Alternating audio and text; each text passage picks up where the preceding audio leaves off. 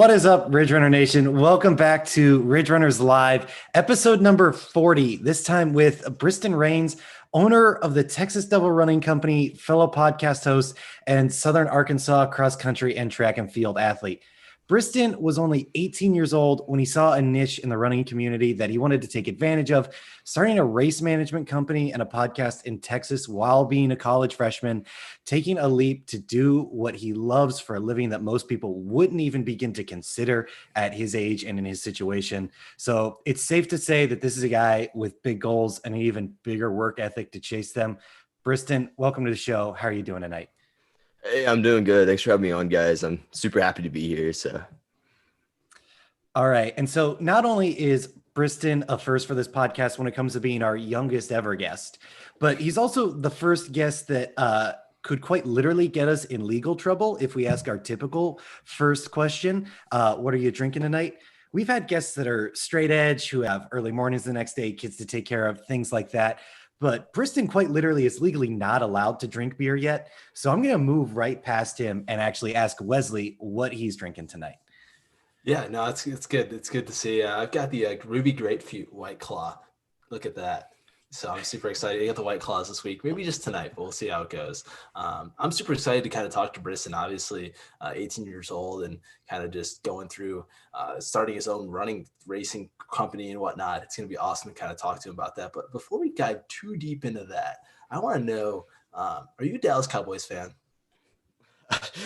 Actually, I've never been a huge fan of football. My parents, all my family loves football, but I don't even watch it. So I guess, yeah, they like OU Boomer Sooners better, but yeah, not a huge football fan. So I was going to say, because our Cleveland Browns game's on right now. We're obviously with you, spending some awesome time with you. But our Browns gave the Dallas Cowboys a beat down earlier in the year. And if that was the case, we're going to make sure that you knew about it.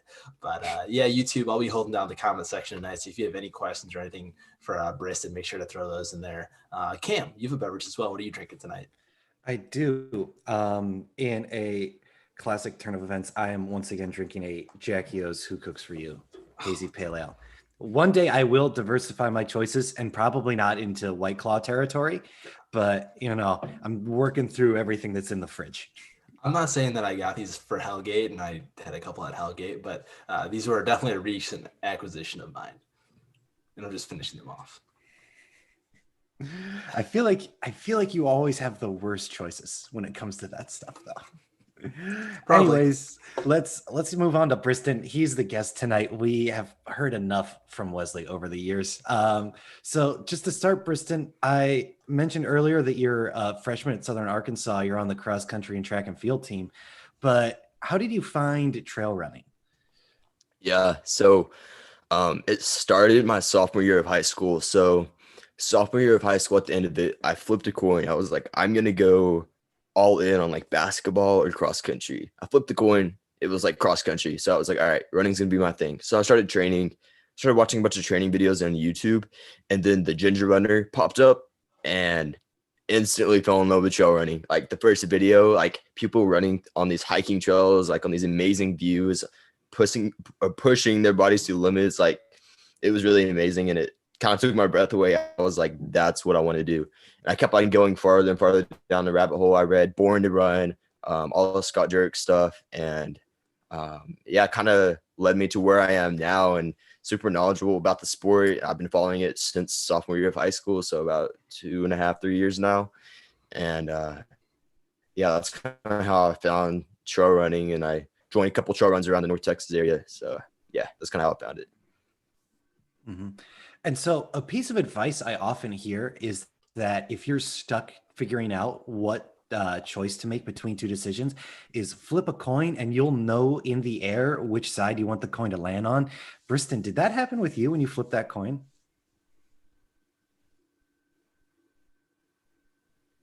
Yeah, I would say that when I flipped that coin, like my heart was kind of leaning on the side of running already. So yeah, I feel like it was just something that was meant to be for me. So. All right, well, that's good to hear. I'm glad that advice checks out if anybody in Ridge Runner Nation needs that. And so with that said, we also mentioned, right, you are the owner of Texas Devil Running Company. You have the Texas Devil Running Talk Show podcast as well. I was a guest on that. That show dropped on Spotify, Apple Podcasts, stuff like that on Saturday. If you're interested, Briston, why and how did you decide to start a race management company as a college freshman? Yeah, I'll kind of do it short story long. So I've always been like super entrepreneurial and like optimistic. Like when I was 13, I tried out for America's Got Talent. I was like a magician, and I've always tried to do big things. And in high school, I started like middle school, I wanted to do like a video game company or something like that. And in high school, I had several companies, even a running company called Patriot Running, and it was just a clothing brand company for runners. And I had all these businesses in high school, and they all failed. But I've always kind of desired owning a business, and it was kind of like a manifestation thing. Like I knew if I would wait, it'd eventually come. And I was telling y'all about this earlier, but for Texas Devil Running Company, I was walking back from my microeconomics class. I was putting my key in the door. I remember all this vividly. And I was putting my key in the door. And as I was turning it, it just hit me out of nowhere. Like the whole business model, everything. There's no running company in Texas that puts on races, has running content, talk show, and like our own running apparel, or like our clothing line, and coaching.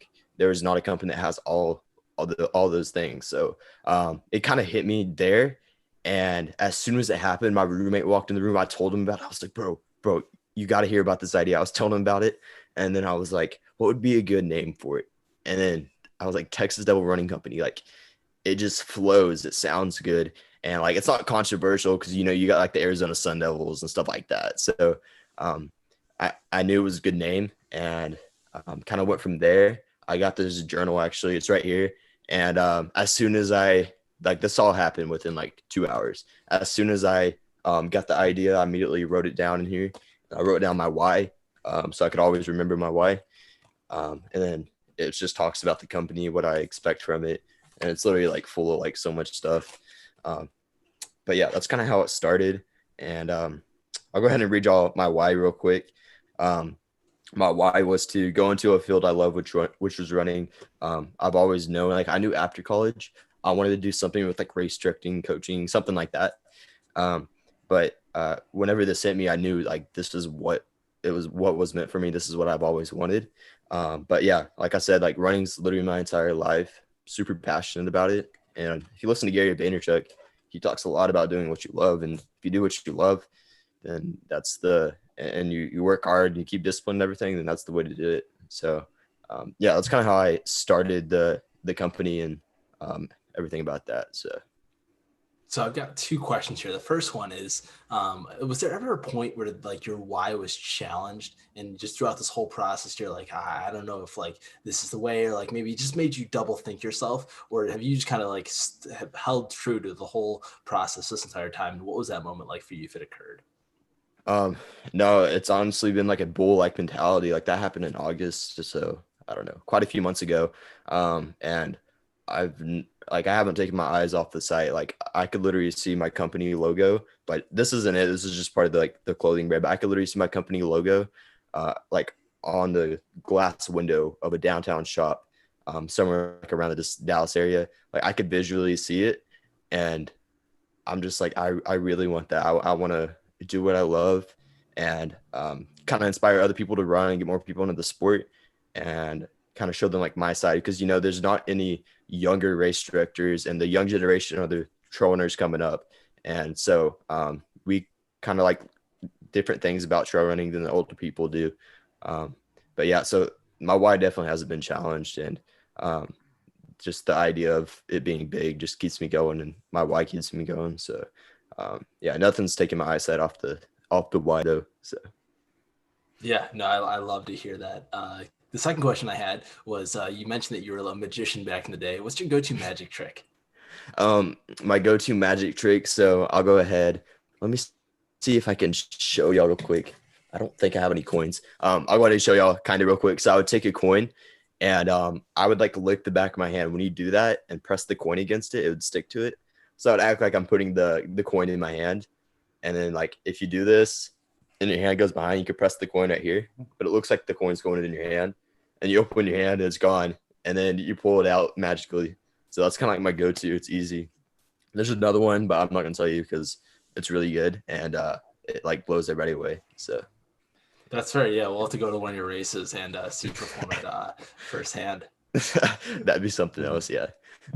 I will say you did just reveal one of your secrets to us, so I don't know if we can refer to you as a magician as well as a race director. Hey, it was that one's just it's on YouTube, so I'm not too worried about it. The other one is the one I made, so that's why. But Okay, we'll let you keep that one a secret, and all of our listeners who end up at one of your races will get to see it in person. all right, it sounds good to me. All right, and so with that said, right, sort of a running company, race management, t-shirts, all of those things really fit in really like closely together in a niche, right? But you have this added side of, well, I want to do content creation, and obviously the main thing that you've been doing so far is the podcast. Why did you decide to also start a podcast related directly to this race management company instead of having it be like off to the side as a thing that you also do? Yeah. So the podcast was kind of an in the moment idea. So the content side was just going to be like YouTube videos and a lot of posts on Instagram and stuff, but it grew to the talk show kind of spontaneously. It just hit me one day again. And on that day, I think I like had a podcast guest and I signed up for like an account and everything. I did it all in like one day, but whenever I would go on runs and stuff, I would always listen to like trail running podcast. And I was like, why not I start one that's specifically in Texas? Like, I don't think there's a running podcast that's just niched in like Texas and stuff like that. So I made it, and yeah, I think that it was also another source to where people will be able to find the company, and people that are already invested into the company that really like the brand. It's something else for them to listen to and like give them a benefit of something to hear, something interesting, and it's free too. Like anybody can listen to it, to the podcast. So it gives runners something else to listen to, something unique. Yeah, and it's just another outlet to bring people in and for the people that are already in to listen to it. So What's been your favorite part so far about like having a podcast? Obviously, we can kind of sort of relate to that a little bit, but I want to hear your story about like what the favorite part's been so far. I love listening to people's stories. People have so many cool stories. I've talked to like so many different types of runners and different runners. But I love the stories, like just people's stories, learning about their, like who they are and like what they did and what their story was of the race, everything like that. So yeah, stories of people are definitely just my favorite thing to talk to them about and learn about people. So. Yeah, that's really good to hear. We also really love sort of like getting all that information from everybody and just sort of like sharing it, right? And so for me, right, and we talked about this a little bit on the podcast, the joy doesn't really come from like me getting to hear the story, right? But it comes from the fact that like I'm also getting to like share this with like a larger group of people.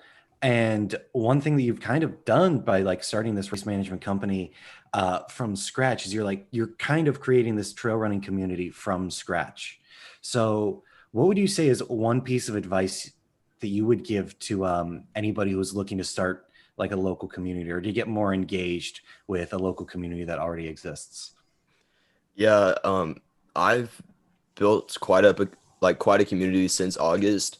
I think in the first 30 days, I was able to grow the Instagram account to like over like 900 followers or something like that. And literally what I did was just like from running with a bunch of trail running guys around the Dallas area.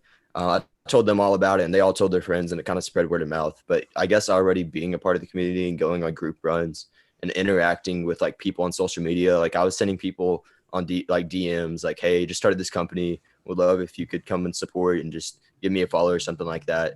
And so I guess it's just really providing the community some value. Like they would follow and the value they get would be all like the running memes I post on there sometimes and all the content stuff and then races if they want to do races. So I'd say like just provide people with a lot of value and they'll just come and give you a follow and like want to be a part of what you are, and tell people what your vision is too, like what your why is and everything, because people really attach to that and like that. So yeah, just put yourself out there and give people value is the best advice I would get. So one thing I learned at Ohio University and like the media program was that content always wins out. You know what I mean? If you have good content, you know, people will come. If you continue to do things well, you know, people will eventually come to it. And it's kind of been cool to see that happen with you in this whole process.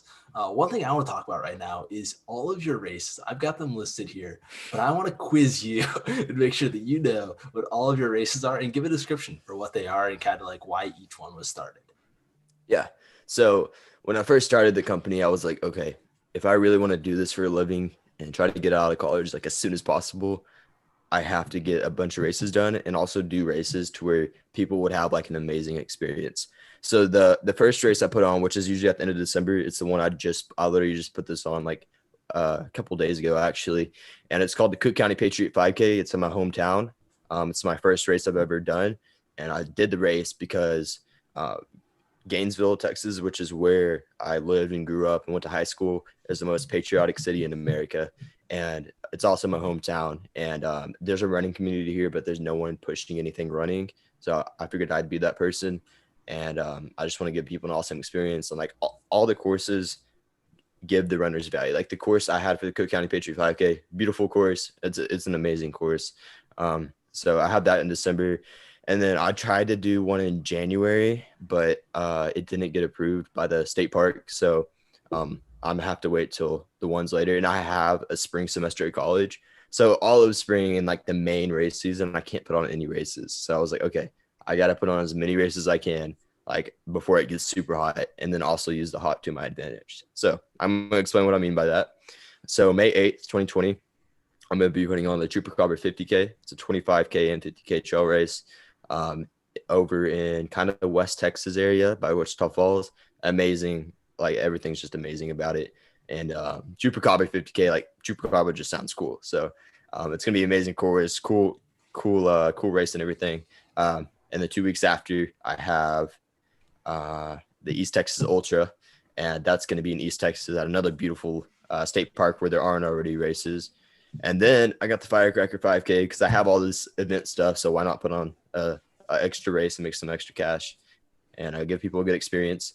And then here's the big one. So when I first started this company and wanted to do races, this was the one. I wanted to put on the hardest race in Texas, if not in Texas, in the United States. So I had the idea for the Texas Diablo 100, and it was going to be this crazy hot 100-mile race in the middle of July. I was like, okay, I could do this, but I think it'd be better to start a little bit smaller. So I'm going for the hardest marathon in Texas, and it's going to be like July 24th. It's going to start at noon in Texas. It's gonna be like 100 something degrees, and it's literally a trail marathon and half marathon, and it's the hardest marathon in Texas. Like I typed in hardest marathon in Texas on Google, this one popped up, and it wasn't hard. Like it just had a bunch of hills or something. So I was like, all right, I'm gonna make the hardest marathon in Texas, because right now the hardest race in Texas goes to Trail Racing Over Texas. Shout out to Rob. Yeah, goes to him. But I was like, all right, I'm gonna make the hardest marathon. So Texas Diablo Marathon's the big one. That's my favorite one. That's what I'm looking forward to. A lot of planning went into that. I already had meetings with the state park managers and everything like that. So that one should be approved anytime. And then I think, yeah, so from August, it's just going to be too hot and humid. So I got fall semester, and then I won't be able to put on races again until like November, December. So yeah, and then November I have the Backland, which is the last man standing trail race, and then I have the Cook County Patriot 5K again, and then I'm going to put on the Gainesville Marathon. So that's all my races. I got a pretty busy schedule.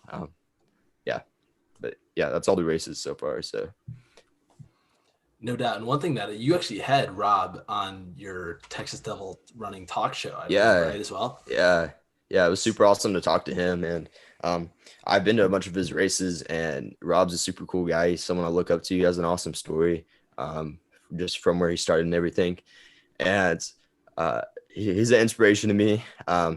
And I just wanted to get to know him, talk to him personally, because I've seen him at races, but he's in the middle of race directing. Like when people talk to race directors in the races and they're trying to do stuff, you can't really get to know him that well. So I just wanted to get to know him real well and get his story out there because he has a really awesome story. So yeah, Rob's an awesome guy though. I love his races too. He has like, I think like 16 or something like that in Texas. So yeah, awesome guy, awesome company.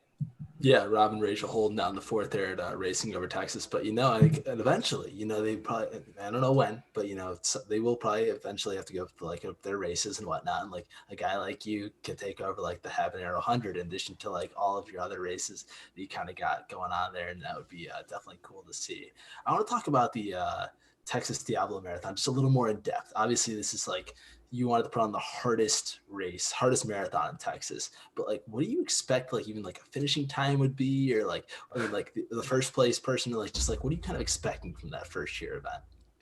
Yeah, and I do want to say North Texas and I guess Houston area can relate to this, but everywhere else in Texas, it's hot, but it's a dry hot. But there's nothing like having a humid hot in the North Texas or Houston area. And there's no races that endure in that kind of climate. And it's brutal running in 100 degrees and humidity. Humidity makes it like feel like 20 degrees higher and it's harder to breathe. Um, so this race, I do want to be careful. Rob said, don't put on a race that's too hard because people will push themselves. And I definitely took that advice. So that's why I didn't throw in like a 50K yet. I want to learn from this and then maybe put on some harder races. But literally, it starts at like noon. And I'm expecting people to finish the marathon within at least, I think the cutoff time is like within like 10 hours or 12 hours or something. So plenty of time, but it's not going to be easy. It's like feels like 115 degrees. You're like breathing in like wet air, and it's a trail. It's a tough trail, and it's gonna be hot. I'm gonna have like EMS on site. We're gonna have like ice cooler things, and running in North Texas in the July, especially in the middle of days, no joke, especially on a trail.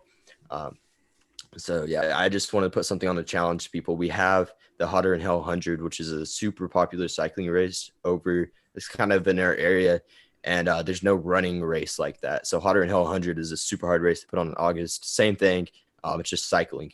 So I was like, okay, I know people want something tough and hard in July, so um, I was like, I'm just gonna put it on. So yeah, it's super brutal. It's gonna be hard, and people have to be prepared and they have to do heat training. And I have that already listed for when people register and everything like that. So yeah, it's going to be brutal and it's not going to be easy. So yeah. Love it. Yeah, sign up, people. It's going to be tough. It's going to be tough. We actually have our first chat question. Michael Owen for the race director of SEOTR events in Southeastern Ohio has a question here. He says, being so young, what do you think you need to do at this point in your life to get you to where you want to be later in life? Yeah. So like what I need to do right now is I need to build this foundation of this company. Just started a couple months ago. Need to build a foundation, just build it up from here. But I really just need to stay disciplined and keep working hard. Like I put in so much work into this company, and it's really a discipline thing. Like I literally look at it as running. It's like running to me. So I just need to keep on putting races and putting on more races. Like if I wasn't in college right now, I'd be putting on like 18, 20 races a year. Like I'd already be set. Like I feel like college is kind of like holding me back a little bit because that's, fall, spring, where I could be putting on way more races, making a lot more money. So I know if I were to leave college, I would be able to like make a lot of money.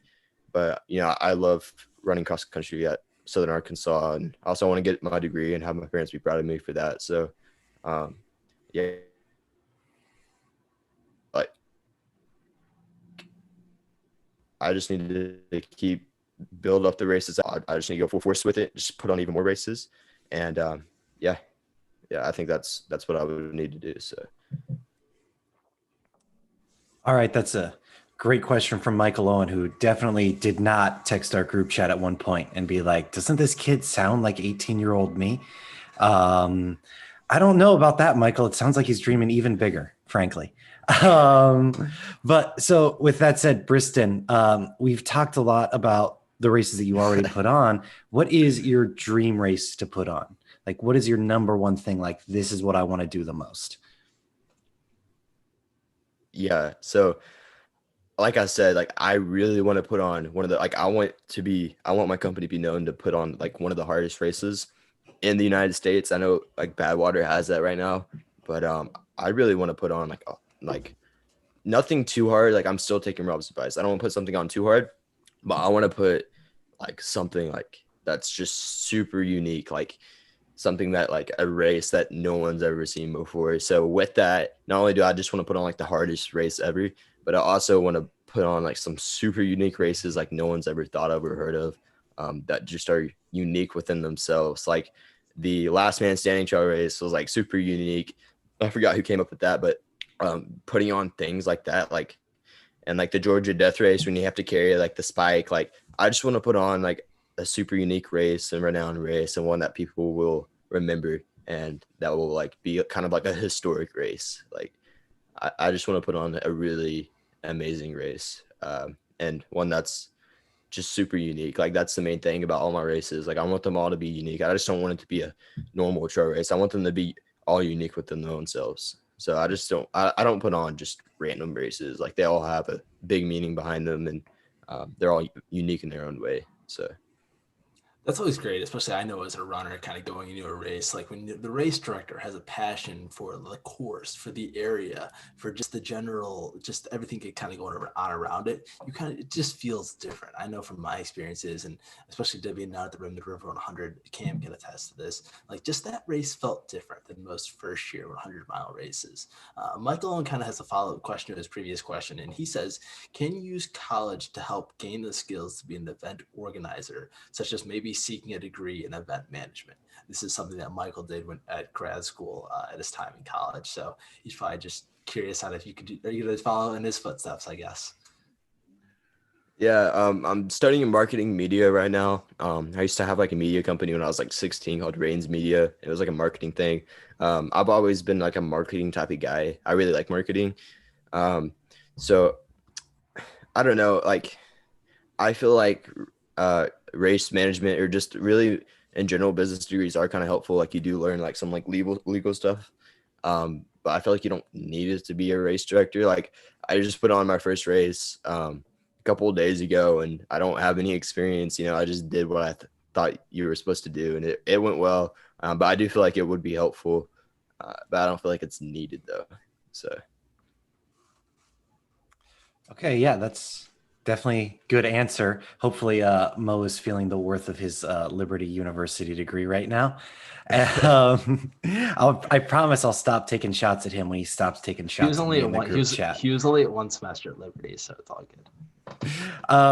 So kind of moving on from the races you direct, Briston, we haven't really talked that much about your own running, other than you being on the cross country and track team at Southern Arkansas.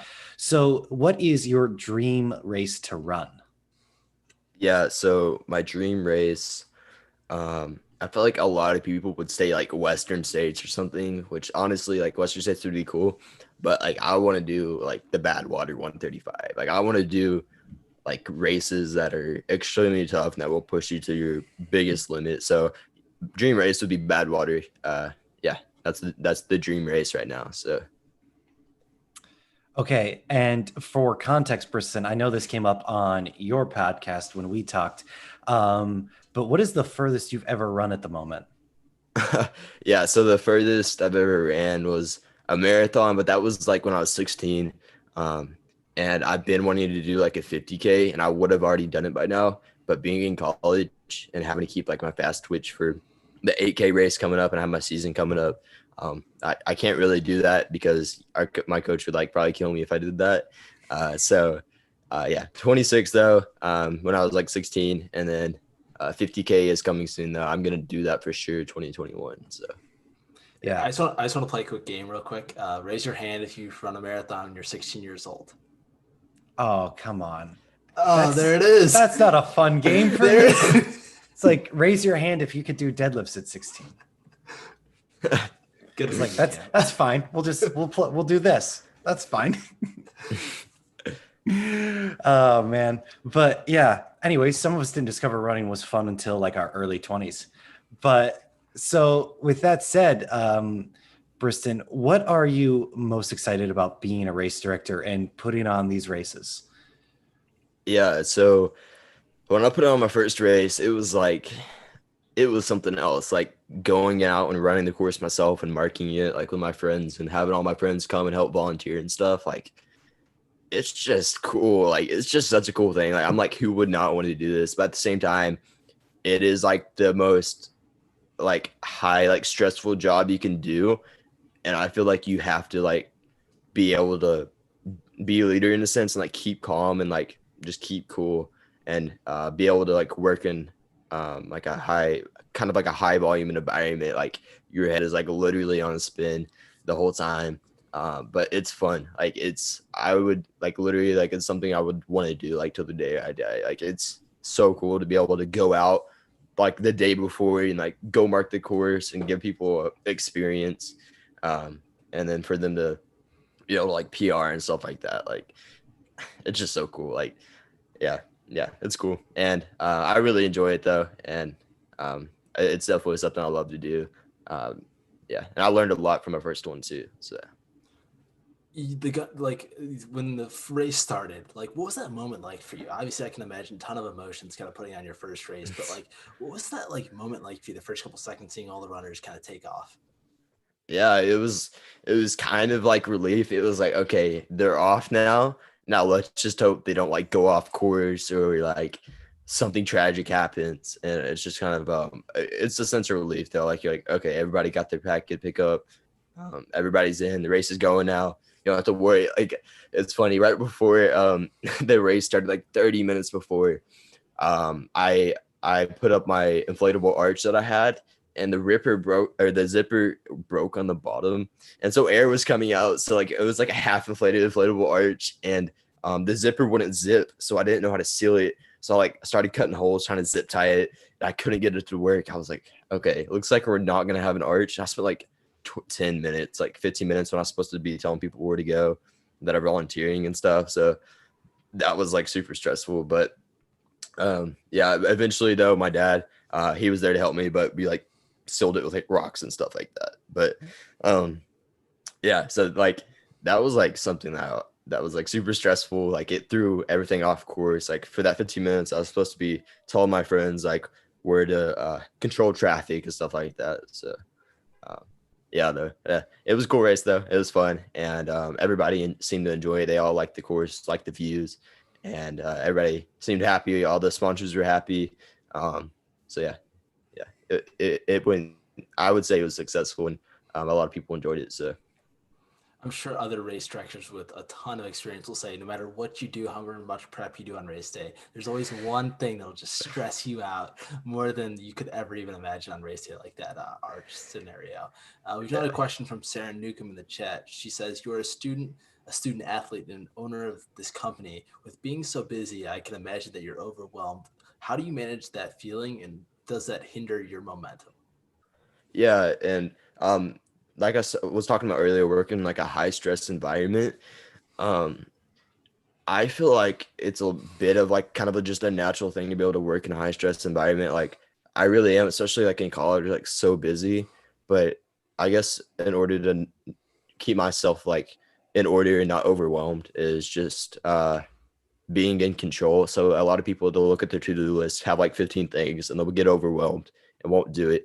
But it's just going in, kind of taking the blows and just working, like even when you don't want to work, and just being productive. So yeah, being productive, it keeps me from getting overwhelmed, and keeping my why in mind, and everything like that. Just trying to keep calm, and obviously running helps with that too. Like running's like so meditative, and so whenever I go run, like I don't really have any stress at all. Like it kind of just goes away. Come back, and I'm like, okay, this is what I needed to do. I'm gonna get it done. So I feel like it can be overwhelming, but I just I don't make it over. It never feels overwhelming to me. Like I'm just like, oh, okay, I signed up for this. I'm gonna get it done, and you just go and get it done. So yeah. That's all right. That's a good answer. And so, Briston, here's another question that I've been thinking a lot about as someone who's never sort of directed a race or anything like that. But do you end up more nervous the night before a race that you're going to put on as a race director, or before running in a race yourself? Yeah, so the night before, We were putting up flags and everything, and it was like 8 o'clock at night, and I was gonna wake up at like 4 or something to go to the course and put up the tents and everything. And honestly, it was a sense of like, okay, I hope no one comes and like steals my signs and stuff. And for like a 5 minute period, kind of felt like throwing up a little bit. But after that, I went home, ate, and just chilled, and it just went away. And honestly, I was pretty chill about it the whole time. Um, and I was excited. Like I wasn't nervous. I was excited to put it on. And when I got there, it really was like a boom, boom, boom. Like I got there at like 4:30, I think, and the race started at 8. And from like 4:30 to like 7:30, the whole time I was just like doing stuff. Like it was a lot. And you would think 3 hours would be enough time to set up a tent and all that stuff, but it really wasn't. So yeah. All right. And so transitioning a little bit now towards your own podcast, right? We've obviously talked about your podcast, and you said earlier that your favorite thing was sort of like hearing all of these stories from people. What has been the favorite story that has been told on your podcast so far? Yeah, Ed Shelton's Moab 240 experience. So Ed, he's from Austin area, I think, and he's from Texas, and he went and ran the Moab 240, and just he literally like for an hour straight told me the entire like beginning to end, just hearing about the hallucinations, everything, and just the story itself of the Moab 240 was just so cool, and how like he lives in Texas, and like there's like hills here, but there's no vert here, like unless you go to like El Paso area, but like there's no dirt. There's just a couple of hills and stuff like that. So just him being from Texas and hearing about hallucinations and everything was super cool. And everything else that was within that story was so cool. But yeah, definitely my favorite story. It's gotten the most streams and everything. A lot of people enjoyed hearing it too. So yeah. What's been your philosophy so far about like through putting on the podcast? Obviously, a lot of people take a lot of different approaches, but what's one thing you kind of like come back on is like, hey, this is what I'm going to do with this to kind of help me do other things that I want to accomplish? Yeah. What was your question again? Oh, good question. No, so like, what's been the process with putting on the podcast? Obviously, it obviously sets you up to do a lot of different things, and it's kind of just like a big piece in the puzzle. But what's one thing that's kind of just like been transformative in that process? Um, I would say uh the like getting an experience from having a bunch of different guests on, and just the experience of doing it has been pretty transformative. And just hearing people's stories and hearing people's feedback on it was big too. Like a lot of people would message me, like give me feedback and like talk about stuff that we were talking about. And so yeah, the influence is definitely like the coolest thing. Like the influence you have on people, especially like when you talk about training and stuff, like this is stuff like where you're talking about it with other people, like people are going to go and implement some of that stuff into their own training. And so yeah, I guess the influence is definitely the biggest thing. So yeah. And so, with that in mind, Briston, what is the number one thing you've learned from a podcast guest that you've either applied to running the business or maybe to your own running training or something like that? Yeah, the biggest thing I've learned, yeah, the biggest thing I've learned, because I've talked to a lot of ultra runners that ran like crazy distances, is that if you're going to run like an ultra race, you don't have to train high mileage. If you do like 40, 50 miles a week and do weight training, you'll be set. So that's the biggest thing I learned for like training wise, is if you're doing an ultra, you don't got to run crazy miles. Like you can do minimal miles per week and just do weight training to strengthen your legs, and it'll all go good. So yeah, that's the biggest thing I've learned. So Definitely. And obviously, it's kind of switching gears now. You had Cam on the Texas Devil Running Talk Show, and you can find that on YouTube, Spotify, and Apple Podcasts. Check that out if you haven't already. Cam kind of dove into like the nuances of bridge runners, kind of like what our goals are and kind of just stuff like that. But Briston, one of the things you want to talk about on this episode was just a couple questions for you and a couple questions for us. So let's take a couple of minutes here. And if you have anything for us, I guess throw that out now. yeah. So I wanted to know y'all's why. So obviously, like y'all put a ton of work into this, and it's a big discipline thing too. So like, what keeps y'all going? Like, what's y'all's why? Oh man, Cam, do you want to start with this one? Yeah, I guess, right? This is not an easy question to answer, frankly. Especially being, as many of y'all know, I kind of came in after Ridge Runners was already started. I mean, I didn't even really know Wesley or John when they started the show, and becoming friends with them, sort of like through the ultra running community, and especially at the Backyard Ultra, and really getting to know them because of this, and going on these like long training runs. Um, it became more apparent to me, after I started hosting this show, that why it sort of it more materialized, right? Because at first I was mostly doing it as like a favor to a friend, because Wesley couldn't really put in as much work anymore, you know.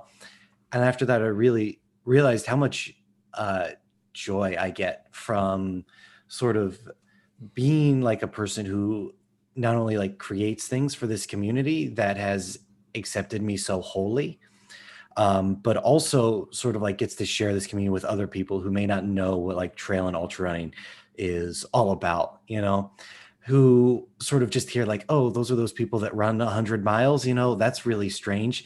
And then you don't hear about how like loving and accepting and just sort of like truly weird and joyous all these events are.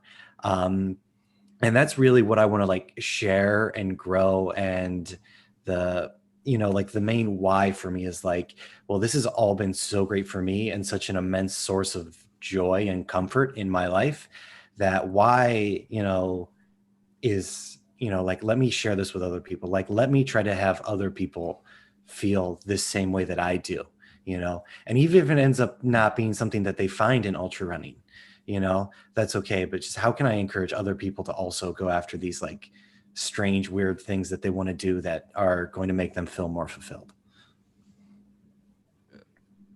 That's an awesome answer, Cam. I'm definitely not gonna have an answer as good as that one is, as wholehearted as that one is. But my kind of thing that just like inspires me, I guess, and the why behind this on my end, I guess, is I just love pushing the envelope. You know what I mean? So when we started the rundown, our original show on Ridge Runners, there was nothing like it on the East Coast. Obviously, Jameel had his show on the West Coast, but they never featured East Coast races. And then kind of going to like we started Ridge Runners Live. Well, that was kind of done before, so that was a little different. But Voss Talks, like that was really just a big thing for me. Like, let's get this show off the ground. It's never happened in any trail and ultra podcast before. And so kind of for me is just like my why is, can you push the envelope on the trail running scene? Because I think it can still grow a ton. I think there's still a ton of growth, obviously, but I think it's a super unique opportunity to kind of just inspire others through some content. So that's kind of my why, and why I always love just, you know, whether I'm posting social clips, creating graphics or whatnot, it doesn't ever hardly feel like work.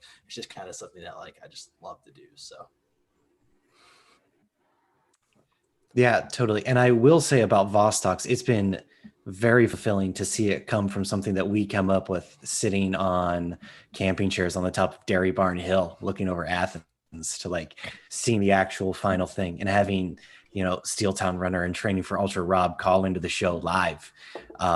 When I've only heard of those guys. I've never spoken to them in real life, and they call in and they're like, this is a really cool idea. We're really stoked that y'all are doing this.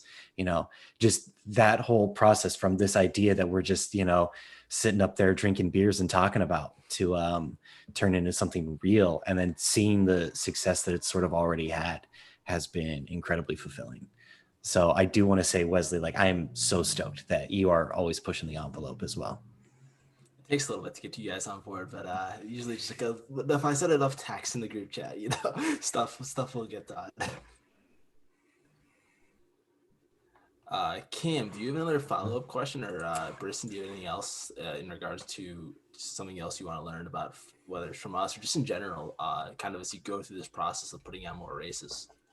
Yeah, I do want to say something. Like, guys, I've already told Cam about this on my talk show, but it's literally like a ticking time bomb before everybody knows who you guys are. And like, what y'all do is like super awesome. It's good. It looks good. It sounds good. It's what people want, especially on the East Coast.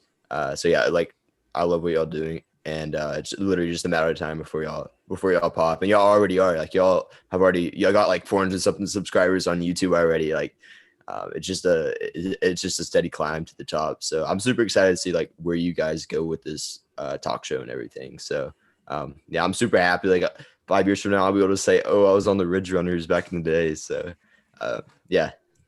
Well, that's going to be the same thing about you. It's like I've never done a Texas race, but when I do, it's going to be one of your races now.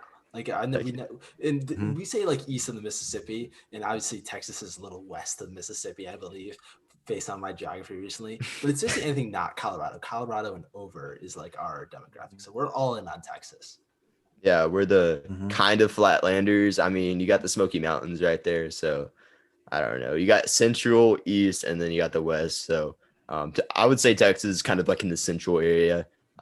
We kind of match all the center states. So Love it. I love it. So if a runner was traveling from the East Coast to Texas to run one of your races, what's one race they should definitely do out of the long list of races you're going to put on?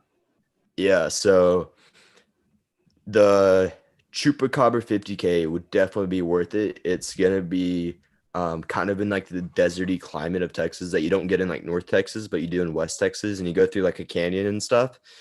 So if you want that kind of Arizona type of vibe, but you want to be in Texas, definitely suggest that one. And then the last man standing race, that one's gonna be huge. It's gonna be competitive. There's no race like that in Texas that's last man standing, especially in the Dallas area. So if you want to be in like a big last man standing race, definitely suggest that one.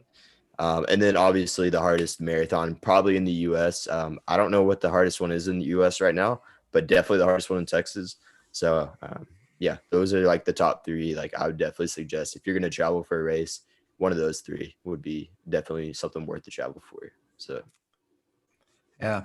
All right. I've definitely just added Texas to my post-COVID travel list as well. Many people who know me know I have not made it out of Ohio much. And frankly, I've only really truly made it to like Chicago. Um, but, definitely considering some of these races in the future, I now like have a reason to go to Texas. yeah, Um, yeah, and I'm super excited. Like with COVID, with the vaccines coming out, like we're gonna get back to normal soon, and that's super exciting to hear. Like we're gonna be able to walk around, and people are gonna be vaccinated, so they don't have to worry about getting it or giving it. And hopefully, like these vaccinations stay like FDA approved and everything, and they end up working like they should. But I'm super excited like that we're gonna kind of be getting back to normal. And I feel like if you want to jump into the running scene and start like either a race or anything in the running scene, right now is the best time. The best companies come out of whenever there's crashes in the market and when the market recycles and restarts.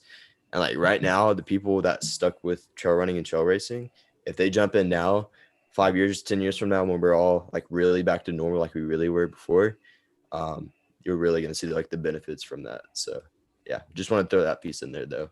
So, and that's why I think you guys are going to pop off to like, as we get past this pandemic stage and there's more and more trail runners. Like I went to the US trail running conference. It talked about how trail running is starting to become more and more popular. And so like right now is the best time, I guess, to hop into the market of trail running before it gets too oversaturated and really have your brand known and everything like that. And that's why I think you guys are like really going to succeed post pandemic. So Yeah, thank you, Briston. And so, with that said, we're going to get into our quick questions that we always end the show with. If you've got any final questions that you would like to leave in the chat for Briston, do that now, and Wesley Harton will be sure to interject with them. But to kind of start this off, Briston, you've never ran a race with an aid station, right? Um, yeah, I have.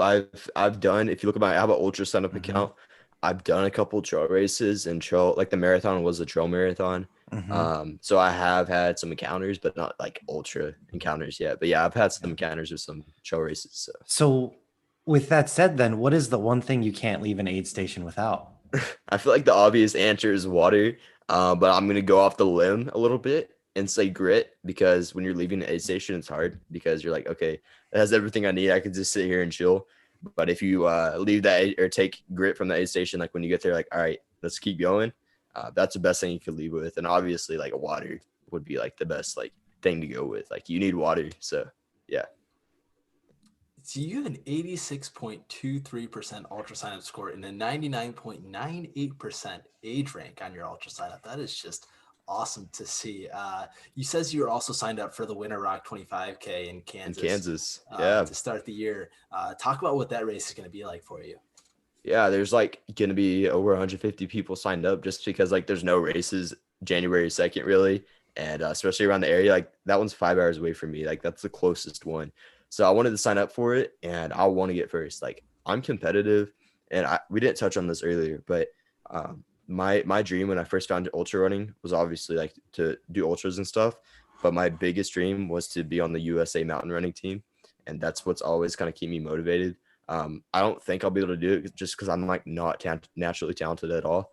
But it's definitely an option. So, um, yeah, that's kind of like a big goal of mine. And I'm competitive. Like when it comes to running, like especially like a trail race, like I want to win. I don't know. There's this one guy, I forgot his name, something Box, Mr. Box though. If you're listening to this, I'll be competing against you. He got first in like a couple of the previous years race at the Winter Rock 25K. So yeah, I hope to win, but we'll see. I'll be happy with top 3. So Yeah, it's David Box. He's got 5 finishes there, so you'll yeah, use your newness to the course. Sometimes that helps, when you have 5 finishes at a race. Sometimes just like can actually hinder you because you know it so well. So we'll be pulling for you for sure. Cam, I think you had another question. Yeah, and I do want to say we love to hear that answer where somebody's going into these things to be competitive. Even if your competitiveness is just I just want to finish 5 minutes faster than I did last year. I love when people are going in ultras and they're like, I'm gonna compete, I'm gonna fight, I'm gonna work hard. Like just I'm gonna finish go has till I never throw been. up. Yeah, it's that is great to hear. We can't wait to hear if you actually did. Maybe we'll have you on if you win. And so with that said, do you have any pre-race rituals, Briston?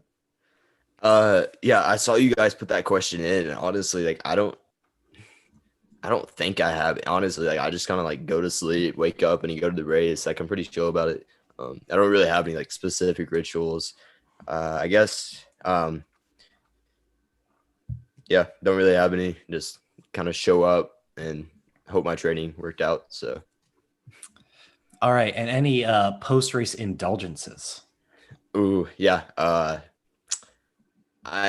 This might sound like a super Texas to y'all, but like catfish or like um some like burgers or something like that or some steak. But yeah, I like fried catfish after a race. I don't know why, I just crave it after doing something really tough. So yeah, some fried catfish. That Yeah, we're gonna is, have to try that after one of our races. I was gonna say that is an excellent answer. We've never heard that before. All right, and Briston, if ultra running had walk-up songs like baseball did, what would yours be? Party in the USA, but I think it's by Miley Cyrus. Yeah, Party in the USA. That's a banger. That song, that's a That's Yeah, huge addition to the playlist. So we have a Spotify yeah. playlist with all of our guests that kind of come on the show. They get to get added to their song Mhm. added, and that is going to really just up the playlist by like a good percentage bit. So Yeah, it hypes you up. Like it's like party in the USA and you're walking out. Yeah. I don't know. It's cool. I like it. So Okay, Briston, this one right off the cuff. What song has better energy to it? 9 to 5 by Dolly Parton, which was our first playlist edition. Shout out to Tracy Falbo for that one. Or Party in the USA, Miley Cyrus. obviously party in the USA. Like Mm, I it's think close. we're It's gonna have close. to agree to disagree on that one. We'll have to get Tracy and Briston on a show just to argue it out for like 5 minutes. Maybe on Boss Talks, they'll come on and just argue why their song is the best one for a hype song.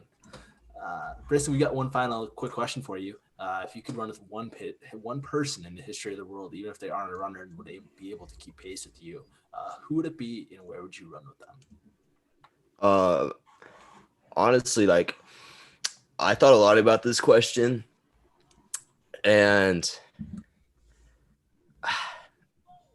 there's so many people like in history like that have done so many influential things. Um but I think it'd be cool to go on a run with like David Goggins. I feel like it'd just be cool to talk to him and pick his brain a little bit. So David Goggins, it'd be cool to run with him at like Badwater or something, like in the middle of a hot race while we're both dying. Yeah. So, what draws you to David Goggins? Or like, what? His his mental fortitude and like how he persists through like pain and everything like that. Like he's just such a cool guy, and he's influential, and he's also he was a veteran, and I'm super patriotic myself. So I love that he was a veteran. He served our country, and he's tough, you know. So yeah. For sure. I mean, I feel like most people go either one way or another on David Goggins, and for better or worse, you know what I mean? So that's kind of, I'm always kind of curious on like what people's kind of motivations are and kind of like how they see some people. Cause maybe everyone kind of has, maybe they aren't a fan of David Goggins, but everyone has that person in their life who can relate to someone who's super inspiring and kind of has transformed their ultra career. So that's super neat to see. Do you think you could beat him at a race? Would you go into it with that goal? Uh, okay, I'm 18 right now, so He's getting 7 old. years, yeah, 7 years from now, yeah, for sure. Like if I was in a race against him 7 years from now, I feel like I'd be like prepped. I'll have some like miles under my belt experience. So yeah, 7 years from now, I'd race David Goggins, and I'd try to beat him. Is that 7 years from now just Briston and it's current David Goggins, or is it 7 years from now David Goggins? Because he's also going to age. Yeah, no, that's like him now. Like, so if I Okay, was I like love to hear 25 that and now, answer. yeah, super tough guy. I respect him, but I definitely try to compete against him, see how that would go. So Well, when we clip this for social media and we tag you and David Goggins and you're just calling him out, thinking that you're just going to take him down in a couple of years, I'm sure he'll respond and challenge you to a race. So if you were to pick a race to go at him, which one would it be? against David Goggins, Yeah. if I were to go against him in a race, just because I'm from Texas, probably like the Bandera 100K or the Brazos Bend 100, just something like that. Have you been to either of those two races already? Not yet. I was gonna go to I think it was like the Rocky Raccoon or something. But like it was already filled up, so I didn't get to like actually sign up. But next year I do plan on going to like one of those races. So Yeah, I think the Brazos Bend was pushed back, right? Because it was supposed to be like this weekend and it was pushed back to yeah, March or April, something like that. yeah, I yeah. could be wrong.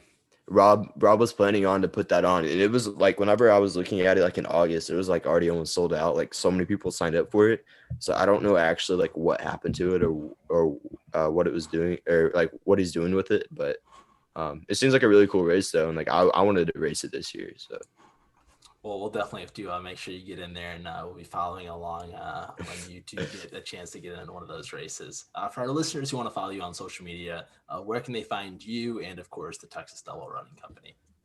yeah, so my personal Instagram is Lucky Rains, just like how it sounds, Lucky Rains. And then all the social is just Texas Devil Running, just like how it sounds. So if you type in Texas Devil Running on anything, it'll pop up. And if you just type in either Briston Rains or Lucky Rains on anything, it'll pop up too. Yeah, that includes Instagram, Facebook, Twitter. So Well, thank you so much for joining the show tonight, Briston. We cannot wait to see you put on some of Texas's premier races in 2021. I know, like I mentioned, I haven't done an ultra in Texas, but when I do, it will be one of your races, Texas Devil Running Company. Remember the name, Regeneration, and sign up for one of their races. Other side notes in Regeneration, we do have Voss Talks tomorrow, our live radio style call-in show where you, the viewer, can call into the show live. Join us at 8 p.m. Eastern. For myself, Wesley Harton, the other host tonight, was the sixth man of the nation, Cam Wrench, and we are joined by the Texas Devil Running Company it's all him. It's right there. It's all him. Briston Rains. We want to say thank you guys for watching and have a great night.